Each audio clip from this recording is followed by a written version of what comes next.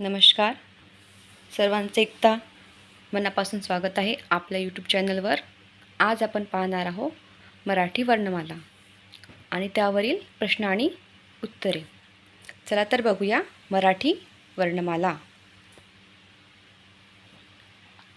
वर्ण म्हणजे काय? आपल्या तोंडावाटे निघणाऱ्या मूलध्वनींना आपण वर्ण असे म्हणतो. मराठीत वर्णाचे एकूण 3 प्रकार आहेत. पहिला आहे स्वर, दुसरा स्वरादी आणि तिसरा व्यंजन. स्वर किती आहेत? स्वर एकूण 14 आहेत. स्वरादी 2 आहेत आणि व्यंजने 34 आहेत. एकूण वर्ण किती आहेत? तर एकूण वर्ण आहेत 52. हे जे वर्ण आपण जेव्हा उच्चारतो ते ध्वनी काय होतात? हवेमध्ये विरतात, नाहीसे होतात. ते नष्ट होऊ नये म्हणून आपण ते लिहून ठेवतो. आपण ते रंगानेच म्हणजेच वर्णाने लिहून ठेवतो. म्हणून त्यांना काय म्हणतात? वर्ण असे म्हणतात. परत एकदा बघा. आपल्या तोंडावाटे निघणाऱ्या मूलध्वनींना आपण वर्ण असे म्हणतो. वर्णाचे किती प्रकार आहेत? 3. स्वर, स्वरादी आणि व्यंजन. स्वर आहेत 14, स्वरादी आहेत 2 आणि व्यंजन आहेत 34. एकूण 52 वर्ण मराठी वर्णमालेत आहेत. समोर बघा. हे आहे मराठी वर्णमाला. एकूण वर्ण 52. स्वर बघा. अ पासून तर औ पर्यंत ही काय झाली? 14 स्वर झाली. आता याच्यामध्ये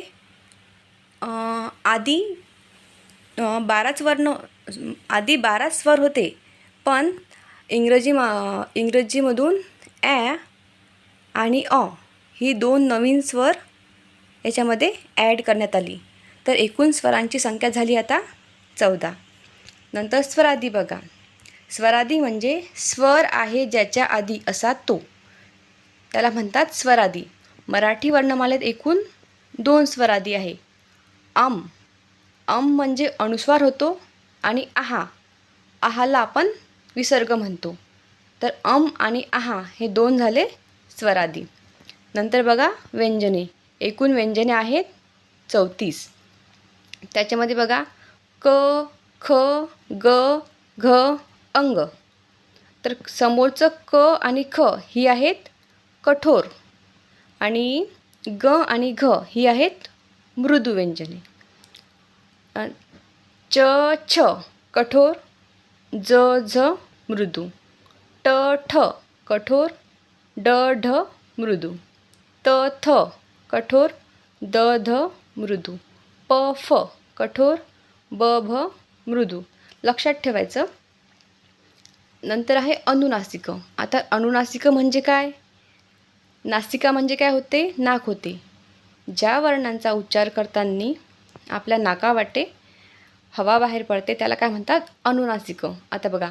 अंग, य, न, न, म ही काय झाली? अनुनासिक. आता बघा. क पासून तर म पर्यंत. कुठून?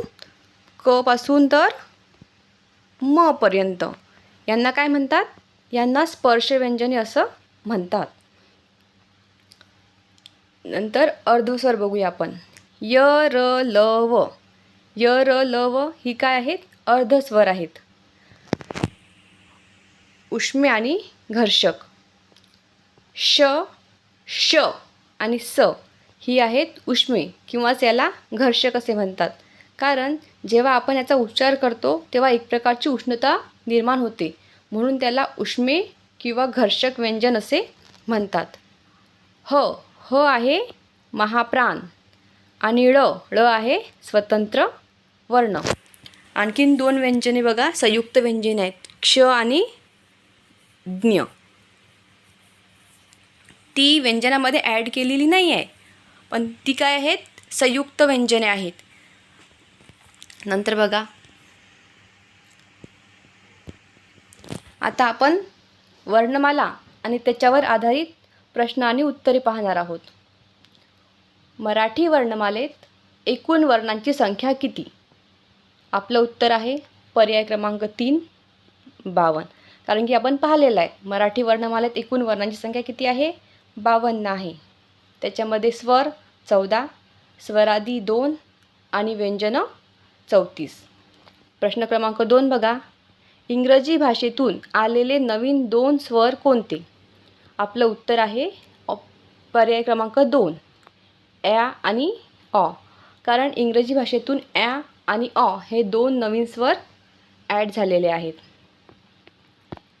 नंतर प्रश्न क्रमांक 3 बघा. पूर्ण अर्थाच्या बोलण्याला आपण काय म्हणतो? शब्द, वर्ण, वर्णापासून तयार होतात शब्द आणि ती शब्द एका सुसंगतीत ओळीमध्ये आपण मांडले त्यापासून काय होते? एक वाक्य तयार होते. म्हणून पूर्ण अर्थाच्या बोलण्याला आपण काय म्हणतो? वाक्य असे म्हणतो. पर्याय क्रमांक 2 बरोबर उत्तर आहे. प्रश्न क्रमांक 4 बघा. अनुस्वार व विसर्ग यांना रिकामी जागा म्हणतात. अनुस्वार व विसर्ग यांना काय म्हणतात? स्वरादी. कारण की अनुस्वार आणि विसर्गाच्या आधी काय असतो? स्वर. स्वर आहे ज्याच्या आधी त्याला काय म्हणतात? स्वरादी. पर्याय क्रमांक 2 आपलं बरोबर उत्तर आहे. समोरचा प्रश्न बघा. प्रश्न क्रमांक 5. आपल्या तोंडावाटे निघणाऱ्या मूलध्वनींना आपण काय म्हणतो? आपल्या तोंडावाटे निघणाऱ्या मूलध्वनींना आपण काय म्हणतो? वर्ण असे म्हणतो. पर्याय क्रमांक 3 आपलं बरोबर उत्तर आहे. प्रश्न क्रमांक 6 बघा. मराठी वर्णमालेतील ह हा कोणत्या प्रकारचा वर्ण आहे? मराठी वर्णमालेतील ह हा काय आहे? महाप्राण आहे. पर्याय क्रमांक 3. ह काय आहे? महाप्राण. समोरच्या प्रश्नाकडे वळूया आपण. प्रश्न क्रमांक 7. खालीलपैकी कोणत्या वर्णाचा उच्चार करताना उष्णता निर्माण होते? जेव्हा आपण वर्णमाला पाहिली तेव्हा उष्मे आणि घर्षक व्यंजने पाहिली तर किती आहेत? 3 आहेत. श, श आणि स. तर पर्याय क्रमांक 2 आपलं बरोबर उत्तर आहे. कारण की शचा आपण जेव्हा उच्चार करतो तेव्हा काय होते? उष्णता निर्माण होते. म्हणून पर्याय क्रमांक 2 बरोबर उत्तर. श हे काय आहे? बरोबर उत्तर. प्रश्न क्रमांक 8 बघा. क पासून म पर्यंतच्या वर्णांना कोणते वर्ण म्हणतात? क ते म पर्यंतच्या वर्णांना आपण काय म्हणतो? स्पर्श व्यंजने असो म्हणतो. तर उत्तर पर्याय क्रमांक 3 स्पर्श व्यंजने. क पासून म पर्यंतच्या वर्णांना आपण काय म्हणतो? स्पर्श व्यंजने असे म्हणतो. प्रश्न क्रमांक 9 बघा. मराठी भाषेतील एकूण स्वरांची संख्या किती? हे बघा, याच्यामध्ये कन्फ्यूज होते कारण की काही काही पुस्तकात स्वरांची संख्या 12 दिलेली आहे. पण 2009 पासून ॲ आणि ऑ हे 2 स्वर याच्यामध्ये ॲड केलेले आहेत. म्हणून स्वरांची संख्या एकूण झाली 14. तर मराठी भाषेत एकूण स्वराची संख्या किती आहे? 14. पर्याय क्रमांक 2 आपलं बरोबर उत्तर आहे. प्रश्न क्रमांक 10 बघा. पुढीलपैकी संयुक्त व्यंजने कोणती? हे बघा, मराठी वर्णमालेत 2 संयुक्त व्यंजने आहेत, क्ष आणि ज्ञ. पर्याय क्रमांक 3 आपलं बरोबर उत्तर आहे. पुढील प्रश्नाकडे वळूया. पुढीलपैकी कोणता वर्ण अर्धस्वर आहे? आता आपण वर्णमाला अभ्यासताना बघितलं होतं. य, र, ल आणि व ही काय आहेत? अर्धस्वर आहेत. य, र, ल, व. तर पर्यायापैकी आपल्याला बघा, पर्याय क्रमांक 1 र पण आहे, पर्याय क्रमांक 2 पण आहे आणि पर्याय क्रमांक 3 पण आहे. म्हणून याचं उत्तर आहे वरीलपैकी सर्व. प्रश्न क्रमांक 12 कडे वळूया. प्रश्न क्रमांक 12 बघा. खालील व्यंजन गटातील महाप्राण व्यंजनाचा गट ओळखा. आता बघा, आपण पाहिलं होतं महाप्राण व्यंजन कोणतं आहे? ह. त्यांनी काय विचारलं आपल्याला? महाप्राण व्यंजनाचा गट सांगितला आहे ओळखायचा. आता बघा, या व्यंजनाचा उच्चार करताना जेव्हा मागून हचा उच्चार होतो त्याला काय म्हणतात? महाप्राण व्यंजन. आता बघा, य, र, ल, व जेव्हा आपण याचा उच्चार करतो तर हचा उच्चार होत नाही.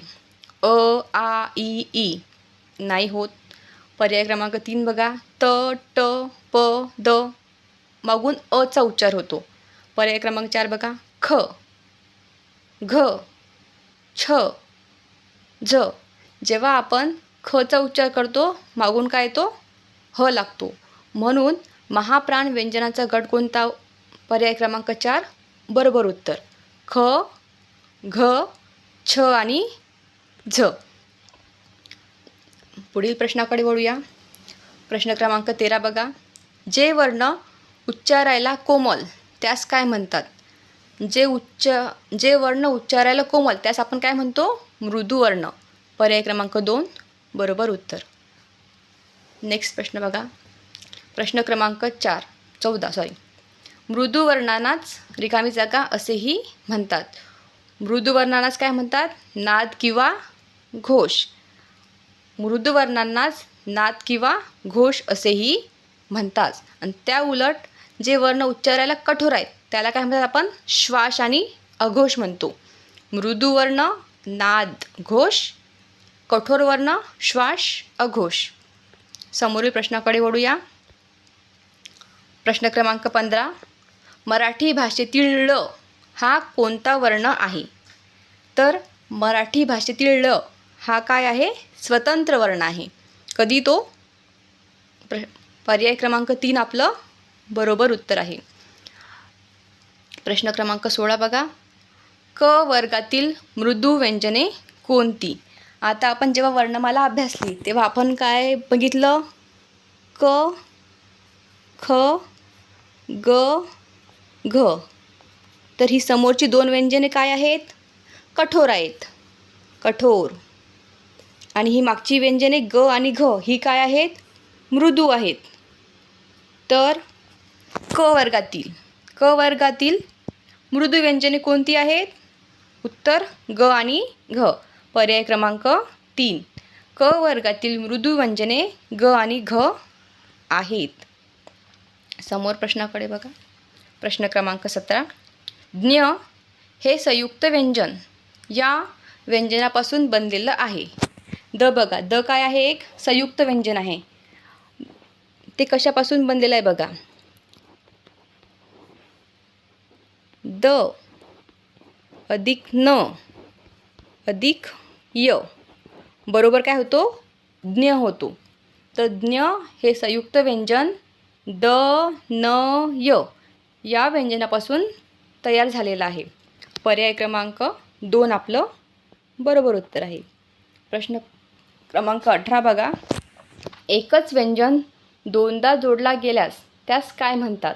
आता बघा.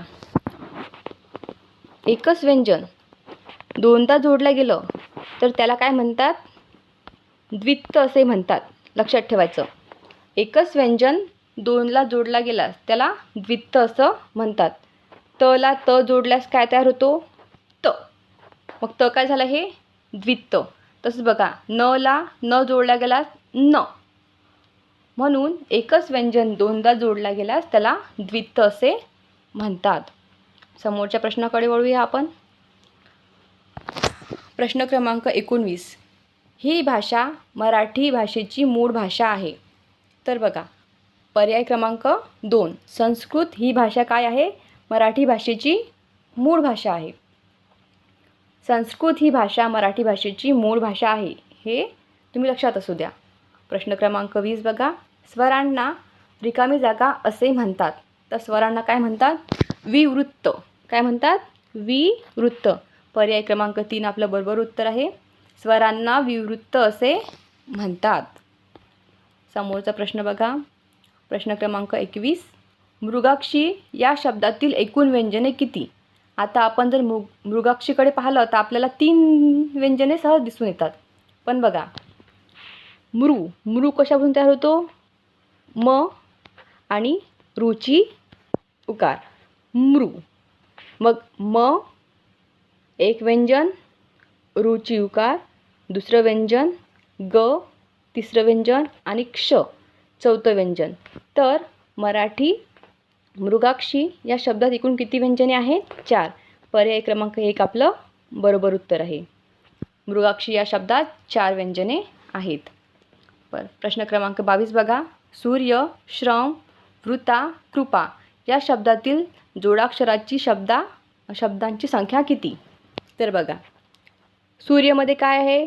यला र ची मात्रा जोडलेली आहे, हा एक झाला जोडाक्षर. नंतर ऋतामध्ये व ला परत र ची मात्रा जोडली आहे, रुज, तर हा एक झाला जोडाक्षर. नंतर कृपामध्ये क ला रू ची मात्रा जोडलेली आहे, मग झालं कृपा. म्हणून जोडाक्षराची संख्या किती आहे? 3. सूर्य, वृत्ता आणि कृपा ही काय आहेत? जोडाक्षरं. पर्याय क्रमांक 2 आपलं बरोबर उत्तर. प्रश्न क्रमांक 23 बघा, कृतज्ञता या शब्दातील जोडाक्षरांची संख्या सांगा.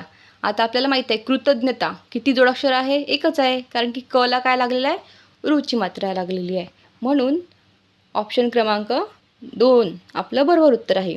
कृतज्ञता या शब्दात जोडाक्षरांची संख्या आहे 1. प्रश्न क्रमांक 24 बघा, खालीलपैकी कोणती व्यंजनं कंपित व्यंजने आहेत? आता बघा, जी व्यंजनं उच्चारताना एक प्रकारचं कंपन निर्माण होते त्याला काय म्हणतात? कंपित व्यंजने. आता बघा, स काय आहे? सौम्य आहे. श उष्णता निर्माण होते. नचा उच्चार करताना अनुनासिक आहे, नाकावाटे हवा बाहेर पडते. र आपण जेव्हा रचा उच्चार करतो तेव्हा काय होते?